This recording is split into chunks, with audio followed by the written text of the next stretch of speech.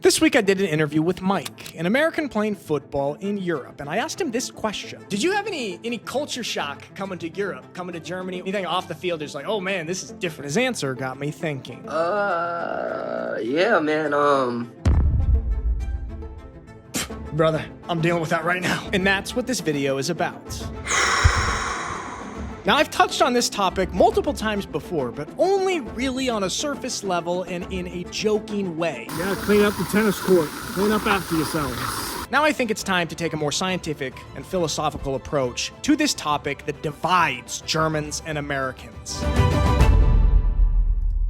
not having AC. Now hold on, I know you've probably heard me complain about air conditioning before. Not having AC is crazy. But I've never taken a serious approach to this topic. It's been between 85 to 90 degrees Fahrenheit in Heidelberg for the last 3 days, and it's going to continue to be that for the next 3 days. By the way, controversial opinion here, but Fahrenheit is actually better than Celsius when it comes to temperature. Think of Fahrenheit as just a percentage scale. 100 degrees Fahrenheit is 100% hot. 85 to 90 degrees Fahrenheit, it is 85 to 90% unbearably hot.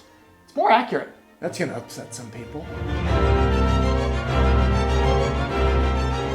You guys know this is a common thing that Americans come over to Germany or to Europe in general and really complain about the air conditioning, especially during these heat waves, which seem to happen every single summer. It is hot here in Germany right now. See how sweaty I am? Germany, why is there no air conditioning here? Truth be told, I think a lot of Germans like to laugh off Americans as being kind of whiny and complaining when it comes to this air conditioning situation. And you know, in the past I kind of leaned into that and sort of played that character, but this statistic completely changed my perspective. I'm not laughing anymore. Now this video, I'm actually not even really talking about my personal experience. Yeah, I'm really hot and pretty miserable during this heat wave here, but I do have a portable AC unit. We keep it in the bedroom. It's my lifesaver. I literally could not live in Germany without this thing. Side note, I wear one of these health tracker things, and it is utterly insane. When I sleep with the air conditioning on in the room, all of my health metrics skyrocket. It is so important. I cannot stress that enough. But again, this is not about me. Don't hate on this bad boy. Don't hate on him. But this isn't really about my misery. It's even bigger than that. Can you imagine? Something bigger than my misery? My complaints? Let's take a look at some statistics so we can see what we are dealing with. Approximately 90% of American households have air conditioning. The majority of commercial buildings as well. In Germany, only between 13 to 15% of households have or use air conditioning. A stark difference. Now, why such a difference?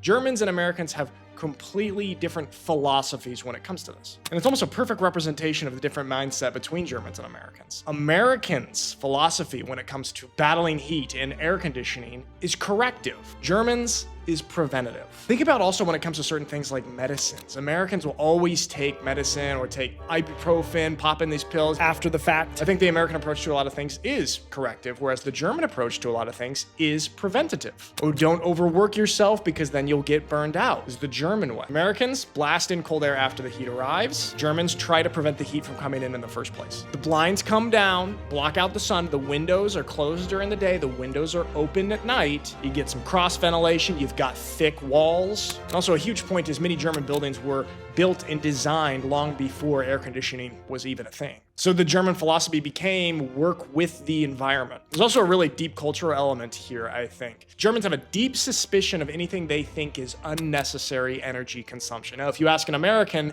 the energy consumption used for an air conditioning is necessary. For a German, it may not be. Americans barely think about air conditioning. It's something that we kind of take for granted because it is everywhere. I mean, there's many cities and regions in the United States that could not be settled really until air conditioning was a widespread option. Think of places like Southwest, like Phoenix or Las Vegas, some of these places that are very, very hot and basically inhabitable for humans unless they use this technology. So for Americans, it's just accepted. For a lot of Germans, it's mostly accepted to not have it. I think each side kind of thinks that their approach and their way of living is the obvious one. This is a little bit of an uncomfortable part because I know the air conditioning conversation every year, it picks back up and people online are bickering about it, Germans versus Americans, Europeans versus Americans on this issue.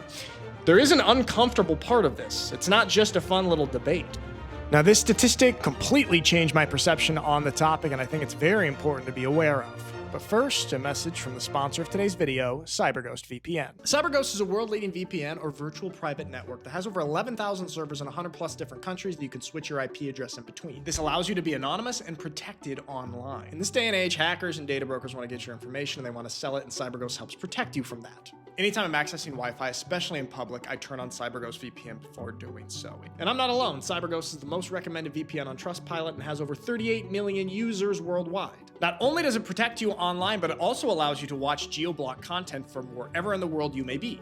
I use it to watch some of my favorite streaming platforms that are geo-blocked here in Germany, like Paramount Plus. And it works on 40 plus different streaming platforms. And for my German viewers, CyberGhost can help you watch motorsport racing again for free. You switch your IP address to Austria and watch on the ORF channel. It works on every major platform, and one account can be used on 7 different devices, so you can share it with your friends and family. Really helps support me in this YouTube channel. If you sign up using the link in the description below, you'll get a great deal, 83% off, paying just over €2 a month, plus 4 months free, plus a 45-day money-back guarantee, so it's risk-free. It really helps my channel if you sign up using the link in the description below, so check out CyberGhost. I saw a stat that kind of completely changed my perception on this entire thing. Depending on the year, tens of thousands of Europeans die from heat-related causes annually. The numbers are actually pretty shocking. One study even showed that 62,000 Europeans died in 1 year from heat-related causes. Another estimated 48,000 in 2023. So we're talking about tens of thousands of people here every year.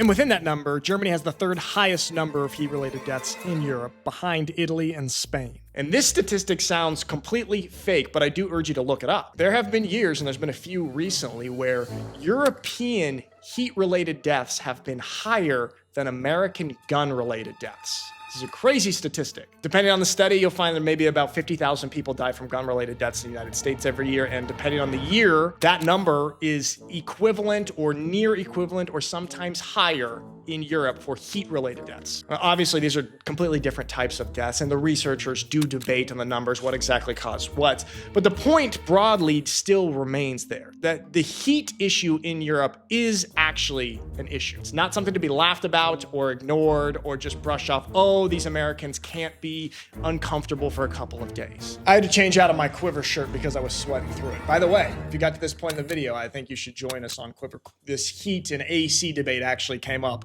on Quiver. You can check it out. Now, here's something I want us to kind of think about. I think for a lot of Germans, one of the biggest downsides of AC is the perceived environmental impact. And that is fair. If everybody was blasting AC all summer long, 24/7, we'd use a lot more electricity. But I did a little research, and perhaps it's not as big as some people might think. Now, I worked with AI on this, and sometimes they can be a little wonky. I did make them double check, triple check, but this is what the AI had to say. So based on the numbers, if Germans were to adopt air conditioning at the same rate as Americans, Germany's emissions would increase by about 1%, which is not nothing. But on a global scale, we're talking about 1/100th of a percent. Now, of course, if every single country did this, it would be much more. But I'm just talking about Germany here. To put that into perspective, Germany could potentially offset much of that increase by the continued adoption of, say, electric vehicles. Now, don't get me wrong. I think the United States uses too much air conditioning. One of the things that really bothers me when I go back to the States, especially during the summer months, is it's hot outside, and I go into a grocery store or a cafe or something, and then it's just freezing because they overblast the AC. We don't need to do it like that. But the way that we use it here, I think, is pretty moderate and pretty reasonable. Turn on the AC maybe an hour before bed, cool down the bedroom, use it maybe while we're sleeping, maybe turn it off in the middle of the night, and only using it really on these hot days. But it makes life so much better. And so I think after taking a look at some of these numbers, I think this is where the conversation kind of gets interesting. I think the question goes from, do we need air conditioning here in Germany? To, at what point do the health benefits outweigh the environmental costs? I think that's really becoming more of the question. And I'm very curious about what you think. I know this is sort of an emotional debate for a lot of people, and people get pretty fired up about it. So I would love to know your thoughts on the air conditioning situation in Germany or in Europe. Don't forget to click the link in the description to grab the special CyberGhost VPN discount available for our viewers. It keeps your data safe while you browse and unlocks all blocked content online, all for just €2 a month. It's completely risk-free, so check it out today. Thanks for watching. See you next time.